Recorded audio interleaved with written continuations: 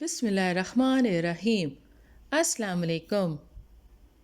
تبلیغ کے لیے لوگوں سے میل جول میں نبی اکرم صلی اللہ علیہ وآلہ وسلم کا طریقہ کار حکیمانہ تھا۔ آپ بڑے لوگوں اور قبائلی سرداروں سے بڑی نرمی اور پیار سے گفتگو فرمایا کرتے تھے اور اسی طرح بچوں سے شفقت کے ساتھ پیش آتے۔ حضرت عبداللہ بن مسعود رضی اللہ تعالیٰ عنہ نبی اکرم صلی اللہ علیہ وآلہ وسلم کے ساتھ ملاقات کا ایک عمدہ قصہ بیان فرماتے ہیں کہ میرے لڑپن کا زمانہ تھا۔ میں عقبہ بن ابی معیط کا غلام تھا اور اس کی بکریاں چرایا کرتا تھا۔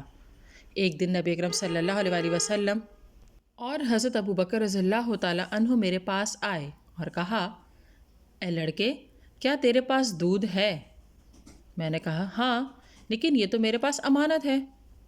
نبی اکرم صلی اللہ علیہ وآلہ وسلم نے فرمایا، کیا تیرے پاس ایسی بکری ہے جس سے نر نے جفتی نہ کی ہو؟ میں ایسی بکری آپ صلی اللہ علیہ وآلہ وسلم کے پاس لے آیا۔ آپ نے اس کے تھن پر ہاتھ پھیرا تو دودھ اتر آیا اور انہوں نے اسے ایک برتن میں دھو لیا۔ پھر آپ صلی اللہ علیہ وآلہ وسلم اور حضرت ابو بکر رضی اللہ تعالیٰ عنہ نے وہ دودھ پیا اور تھن سے کہا، سکڑ جا، تو وہ سکڑ گیا۔ حضرت عبداللہ بن مسعود رضی اللہ تعالیٰ عنہ فرماتے ہیں کہ پھر میں ان کے پاس آیا اور کہا، اے اللہ کے رسول، مجھے بھی یہ مبارک کلام سکھا دیجئے۔ آپ صلی اللہ علیہ وآلہ وسلم نے میرے سر پر ہاتھ پھیرا اور فرمایا، اللہ تجھ پر رحمت فرمائے، بلا شبہ تو چھوٹی سی عمر میں بڑا پڑھا لکھا بچہ ہے۔ اس طرح دو جملے عبداللہ بن مسعود رضی اللہ تعالیٰ عنہ کے اسلام لانے کا سبب بنے۔ پہلا وہ جو خود عبداللہ بن مسعود نے کہا، یہ میرے پاس امانت ہے، اور دوسرا وہ جو نبی اکرم صلی اللہ علیہ وآلہ وسلم نے ارشاد فرمایا، بلا شبہ تو چھوٹی سی عمر میں بڑا پڑھا لکھا بچہ ہے۔ ان دو جملوں کا حضرت عبداللہ بن مسعود رضی اللہ تعالیٰ عنہ کی زندگی میں بڑا عمل دخل تھا۔ بعد ازاں وہ صحابہ کرام رضی اللہ تعالیٰ عنہم میں سے جید علماء کرام کی صف میں شمار ہوئے۔ وہ ان ابتدائی ایام لانے والوں میں سے تھے جن کی اللہ تعالیٰ نے قرآن کریم میں مدح سری فرمائی ہے۔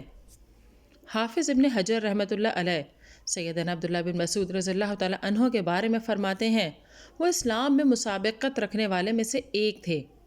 ابتدائی دور ہی میں مسلمان ہوئے اور دونوں ہجرتیں کیں، بدر اور دیگر تمام غزوات میں شرکت کی۔ نبی اکرم صلی اللہ علیہ وآلہ وسلم کے ساتھ ساتھ رہے اور وہ آپ کے نالین مبارک اٹھانے والے تھے۔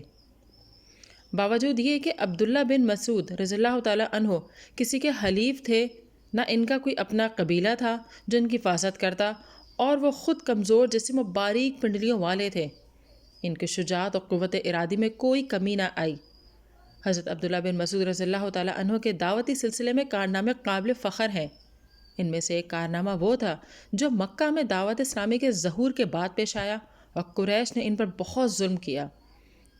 وہ سرداران قریش کے پاس کھڑے ہو کر بلند آواز سے قرآن پاک کی تلاوت کرنے لگے، اور اس طرح انہوں نے ان کفار کے بند کانوں اور دلوں پر ضرب لگائی۔ حضرت عبداللہ بن مسعود رضی اللہ تعالیٰ عنہ نے نبی اکرم صلی اللہ علیہ وآلہ وسلم کے بعد مکہ میں سب سے پہلے بلند آواز سے قرآن کریم کی تلاوت کی۔ ہوا یوں کہ ایک دن سب صحابہ کرام رضی اللہ تعالیٰ عنہم جمع تھے۔ انہوں نے کہا، واللہ قریش نے آج تک بلند آواز سے قرآن نہیں سنا، کون ہے جو انہیں قرآن سنائے؟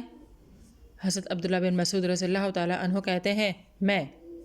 انہوں نے کہا، ہمیں آپ کو نقصان پہنچنے کا خدشہ ہے، ہم تو ایسا آدمی چاہتے ہیں جس کا کوئی اپنا خاندان ہو، اگر قریش اس سے بدسلوکی کریں تو اس کا خاندان اس کا دفاع کر سکے۔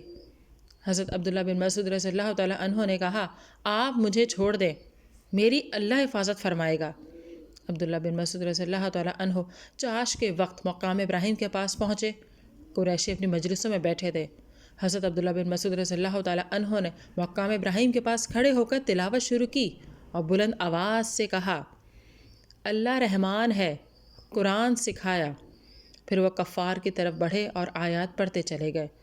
قریش نے ان کی آواز پر دھیان دیا اور کہنے لگے، یہ ابن ام عبد کیا کہہ رہا ہے؟